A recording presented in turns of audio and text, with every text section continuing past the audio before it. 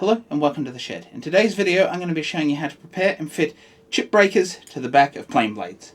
So for those of you that have been following along in the video series, you'll know that we've prepared a modern Lubin and a traditional standard stamped Stanley blade ready to fit a chip breaker. So they're the chip breakers we're going to be working with today.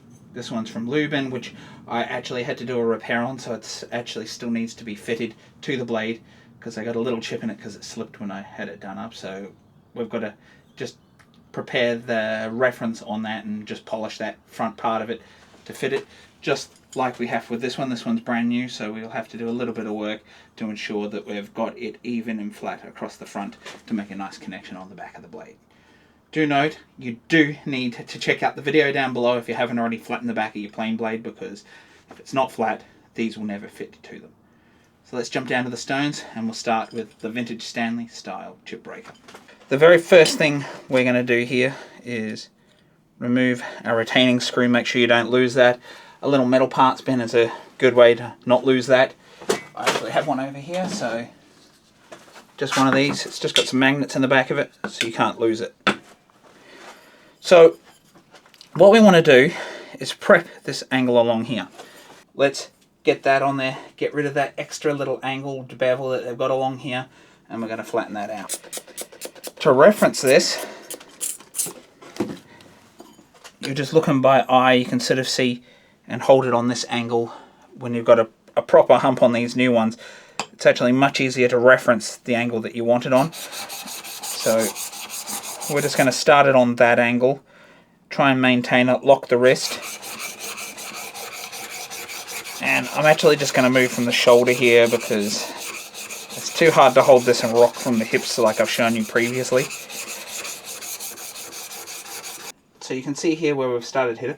What we will do in a minute is actually slightly lift it a little bit higher, and that's going to help get it along that edge, because you don't really need to worry about any more further up, but you will sort of run it across the surface to round it, which you'll see in a moment. But I'm just going to continue taking that machining out along there first. Now you can see here we still haven't quite got right out to that edge, so we just need to go a little bit longer. It's likely because I'm doing it by hand and it's kind of wobbling around a little bit.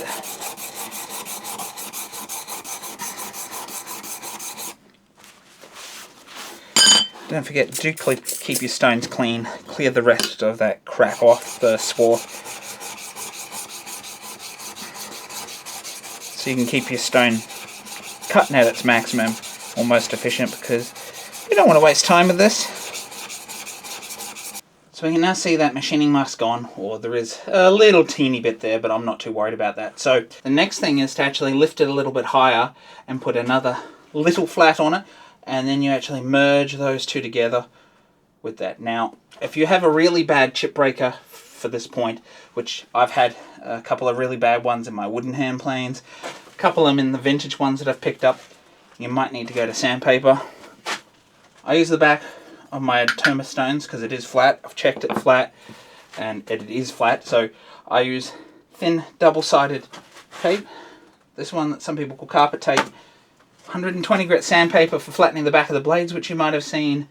Flattening hand planes and all that sort of thing. 120 is usually my go-to. So you can see that's where we were going. I'm just going to lift it there.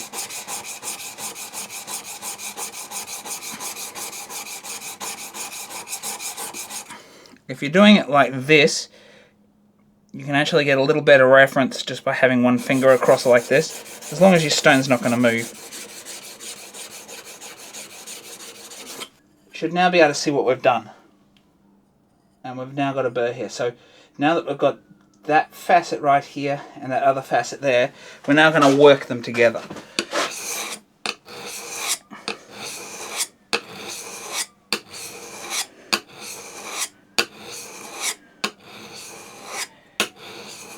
But you want to make sure you're not going too fast, so you don't want to go really aggressive.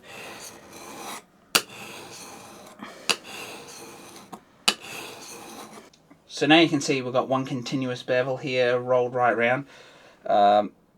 If you do have any little spots where there's a little bit of double facets, which I think I've still got a little bit just here, that means you'll just go back to the stone for a few more passes and then you'll go on to your lower grits. Now, We're going to completely prepare this front piece before we tackle any of the back here. So any burr there and stuff, we'll remove that afterwards. Don't worry about that right now because we haven't actually prepped that flat there. Now that we're done with the 400 grit stone, I'm going to move to my 800. And instead of going like this, we don't need to, I'm actually just going to keep going with this process here. We're just refining it. Some people might continue like that, but to be honest, now that we've brought this all into one facet, it's slightly curved, this is the go. This is the best way I've found. Just looking for it to be a little more polished. It doesn't have to be 100% perfect. It doesn't need to be a perfect polish or anything. As you can see, that's not bad. And now we'll go on to the 1200.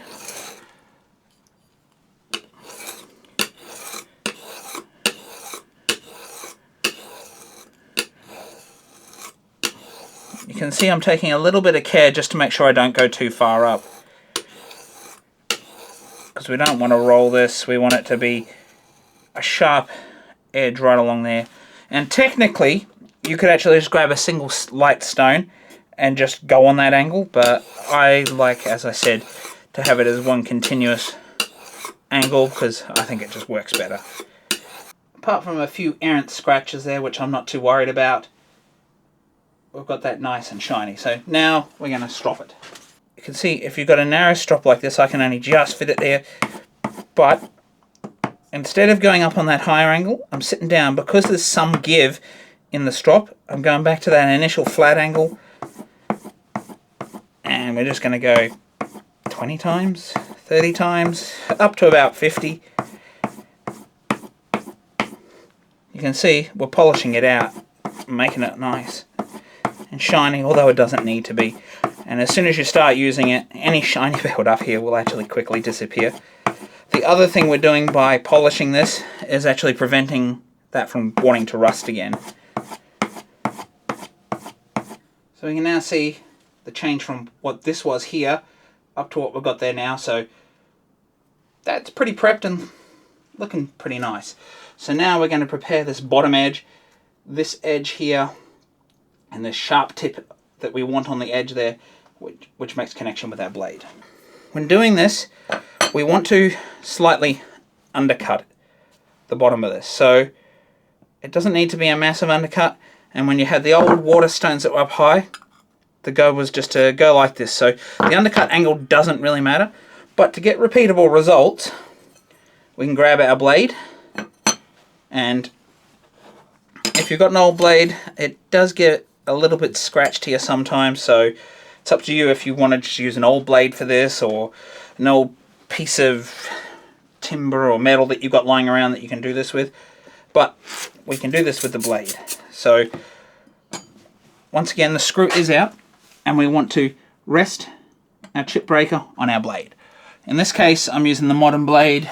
I could even put this one under here. All it's doing is lifting it up a little bit. To be honest, the perfect height on about these 10mm or 12mm stones is these slightly thicker modern blades is about the right thickness. Let me get you a quick measurement.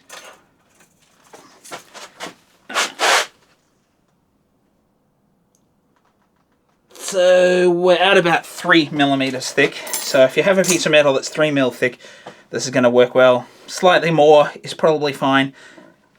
This is just to try and get repeatable results. The angle doesn't really matter too much as long as we're undercutting this edge. And by undercutting that edge, it allows us to easily or more easily get a sharp edge right on the edge, just like you would get for those people that like to use micro bevels and they just sharpen a little bit right on the edge. It's essentially what we're doing here. What we want to do is try and keep this, when we're moving it back and forwards, within about 5mm of the edge of our stone. Because if it slides this way, the angle changes. If it slides back, the angle changes. So what I do here is I rest it, and then I get my fingers right up here on the edge and use them as sort of a guide.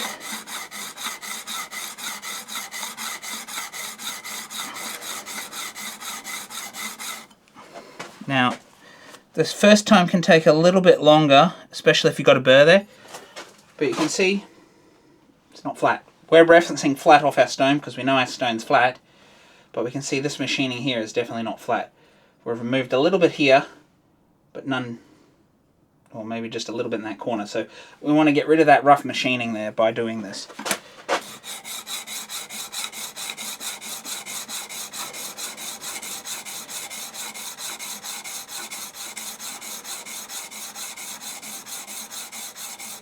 We don't need to take it right back to here unless you really want to. You're just looking for a nice clean edge right on the tip, because that's what counts in this case. So we can see there's still a little bit of heavier machining in there. It is completely sort of sharpened along the edge here, but I just want to remove that little bit of machining just there in the middle away, just ever so slightly more. So essentially what I'm doing, or what I suggest you do, is check it about every 10 passes, maybe 15, 20 if you know that it's going to take a while.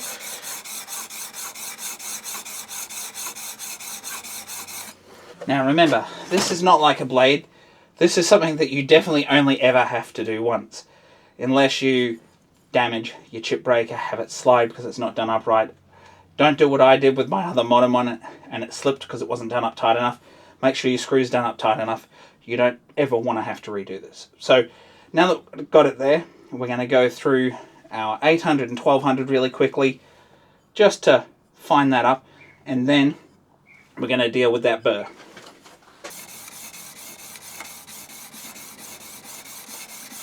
It's a little bit difficult to see the change. We're not really looking for a huge change here. Just that we've gone through the grits, you should be able to see the difference in the grit. And then straight onto my 1200.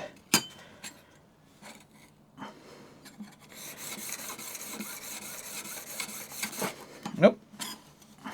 The blade moved. Just watch that it doesn't.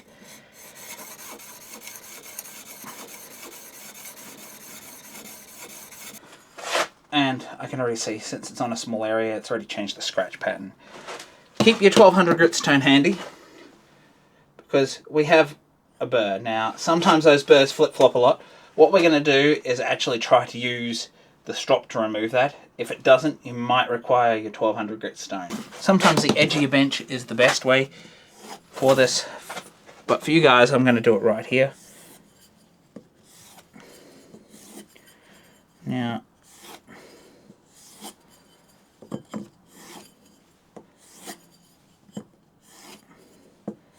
as you can see, I'm pulling that across the surface and letting the strop do the work. I'm not really pushing down into it.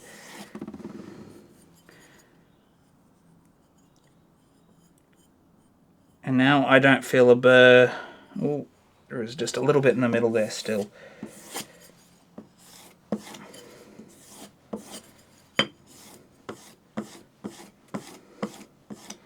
I'm just going to go a few times along the bottom here now, just so we can polish that edge up a little bit. And there's still a little bit of a burr there. With some of them, the burr can be a real pain to remove. Now I can feel that's completely gone. So let's jump down. Before we fit this to the back of the blade and see if there's any gaps, let's prepare the other one. I'm going to run through essentially the same process on this one here. We're just going to quickly sharpen the bevel, and you can see that these ones look more like a hand plane blade, so they're a little bit easier to work with. You're just working everything on the flat. Onto our 800. Go to our 1200. So you can see, since there's not really any prep to do here, all I'm doing is just polishing it up, or sharpening the bevel essentially. So for me, that's looking good enough. So now we'll hit the strop. Oop.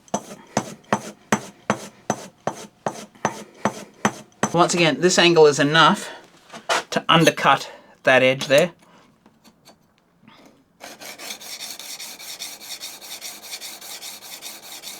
Now we'll go on to our 800.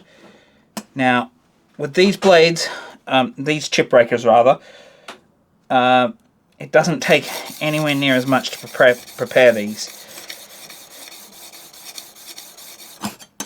And now we'll go to our 1200.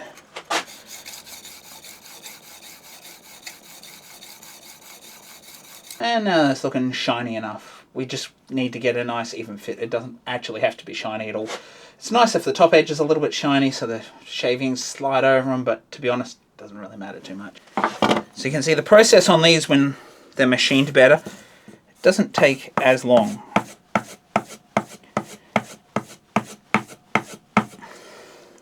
going to go 10 there.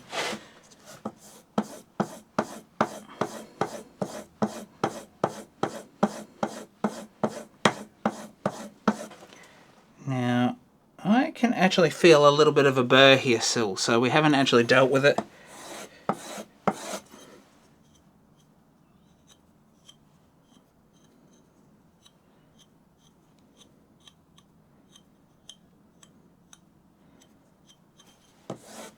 So we're just going to work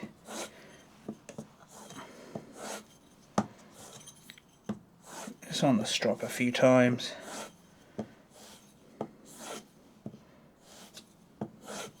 After doing that 10 times, I can now feel the burr seems to be gone, and it doesn't look like I can see a burr there anymore. So now we've prepared both of these. You can see the time difference in preparing a brand new vintage style versus one of these. Yes, I have done this one before, so it's just a little bit easier to work on these styles. So let's jump down and I'll show you how to actually fit both of these to their blades so we don't damage the edge of our blade or the edge of our chip breaker. We'll start with this one here. So in order to prevent damage to both the chip breaker and the blade, you want to come in like this. Now you can see that this is not quite going to swing around, so I need to loosen that screw off a bit. These newer vintage style ones are a bit tight, so we swing it around like this, and then I just like to partially do that up so you've got a little bit of tension on the blade,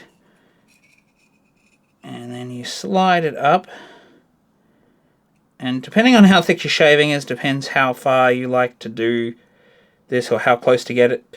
I like to set it back, I used to say about 2 millimeters. I prefer, and what I've been doing recently is between 1 and 1.5 millimeters.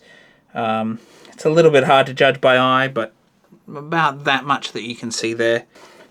So once we've got it here, don't forget when you do this up, it will splay it out slightly further, especially when you've got that much spring on it. So you just want to make sure that it doesn't slide any further forward. So I've done that up so it stops, and we can see it sitting there now. To check this, you want to look underneath it in the gap. On these ones it's much easier. You look through that gap and you're looking right along the edge of the blade up against the light, and you don't want to see any light coming in under the bottom of your chip breaker. If you can see any, you might need to rework it. But that's pretty prepared now. I can't see any light. I can't really show you that on camera. You're just going to have to trust me. Now we'll do the same with this one. These ones are a little bit easier to come around. So you bring it around to here. Put some tension on it.